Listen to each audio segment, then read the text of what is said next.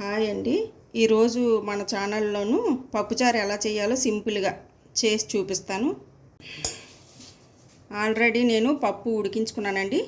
ఆ పప్పులోను టమాటా వెల్లుల్లి వేసి కుక్కర్లో పెట్టి ఉడికించానండి. చూడండి, ఇది పప్పు గుత్తో మెదుపుకోవాలండి. ఇది మెదిపేసానండి.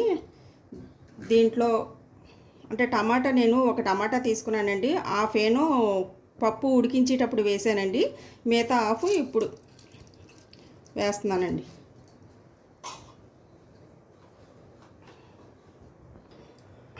పచ్చిమిర్చి ఆల్రెడీ నేను పప్పులో ఉడికించానండి కుక్కర్లోను. అవి పప్పు మెదిపేటప్పుడు నేను తీసి పెట్టానండి పక్కని, మరలా వేస్తున్నానండి. అలాగే ఆనియన్స్,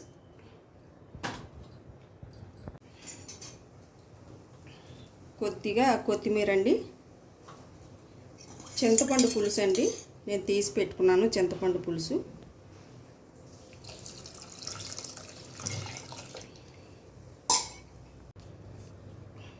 కొద్దిగా సాల్ట్ అండి, తగినంత సాల్ట్ వేసుకోవాలి,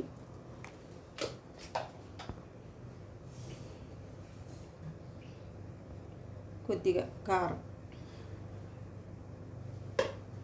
నేను ఆల్రెడీ పప్పులో ఉడికించేటప్పుడు 2 వెల్లుల్లి రెబ్బలు వేసానండి. మరలా కూడా వెల్లుల్లి చెదగొట్టి కొద్దిగా వేసుకోవాలండి.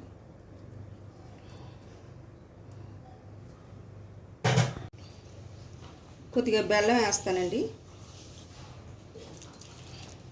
స్టవ్ వెలిగిస్తున్నానండి.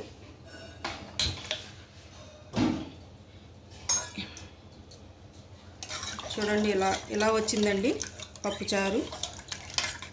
చాలా బాగుంటుంది. సింపుల్ పద్ధతి అండి ఇది. 10 నిమిషాలు మరిగించుకోవాలండి. పప్పుచారు దగ్గర పడుతుందండి. చూడండి, ఇలా వచ్చింది.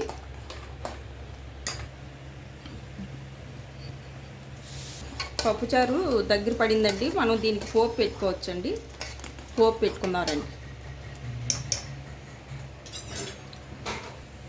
ఆయిల్ హీట్ ఎక్కిందండి. ఇప్పుడు దానికి మన పోపు సంబంధించినవి వేసుకోవచ్చండి. వేసుకుందాం. ఈ పోపు వేగిన తర్వాత మనం పప్పుచారులో వేసుకోవాలండి. కొద్దిగా కొత్తిమీర కూడా వేసుకోవాలండి. పోపు అయిపోయిందండి. పప్పుచారులో వేసుకుంటున్నాను.